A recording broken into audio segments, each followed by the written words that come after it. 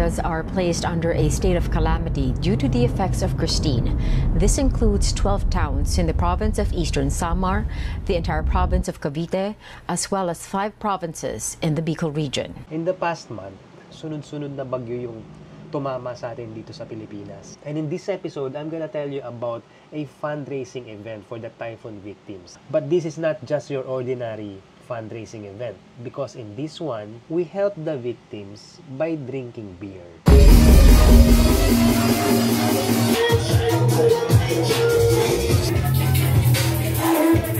Hi everyone, this is NJ Mijares and I review beers. Pag sinabing beer drinker, lasenggo, manginginom, malaki ang tiyan, ito yung mga kontrabida sa pelikula. Teka, namumukhaan kita.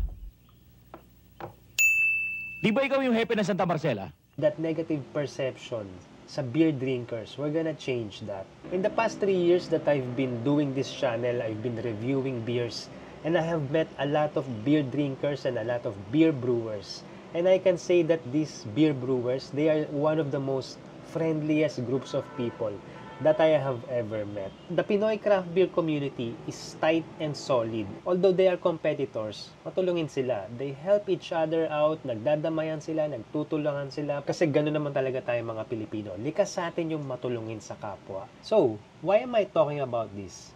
It's because this event, the craft beer event that I have attended, is a fundraiser for the typhoon victims. There are 13 craft beer brewers and brands na nagsama-sama at nag-organize nitong craft beer event na to. Lahat ng mga proceeds na nakuha dito, ibibigay nila as tulong dun sa mga nasalanta ng bagyo.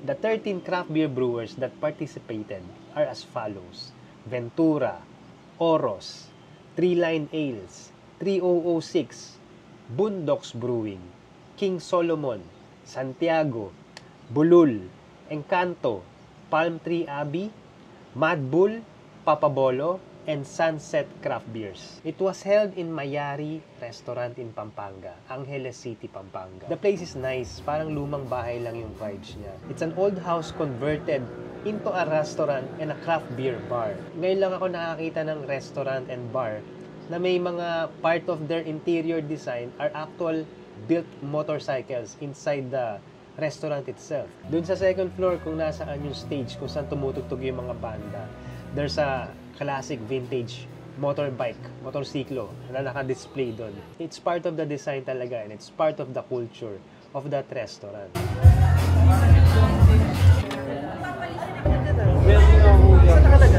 It's also a popular spot kung saan nagpupuntahan yung mga motorcycle enthusiasts. Particularly yung mga choppers, ano ba tawag dyan? Choppers, yung mga nagko-customized, custom-built na mga motorsiklo. Because there are plenty of guests na umattend dun sa event ng mga nakamotorsiklo. And I got to see some of their creations, yung mga motorsiklo nila na custom-built and custom-designed. And I also wanna talk about the music.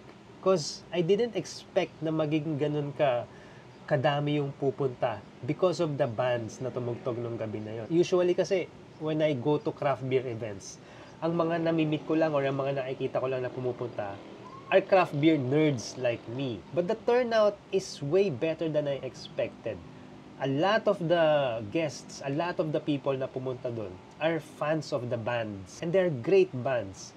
May culture ng reggae yung mga banda na tumugtog doon and yung mga fans nila.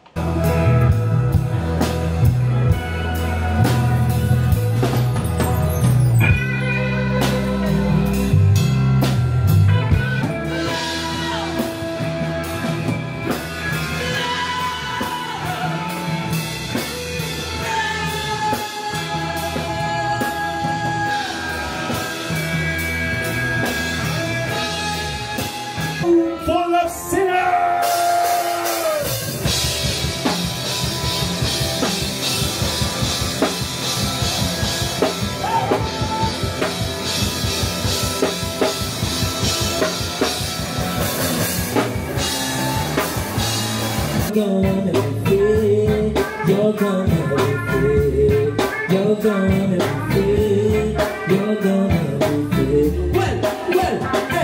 Protect us from those evil things in line. Let's see.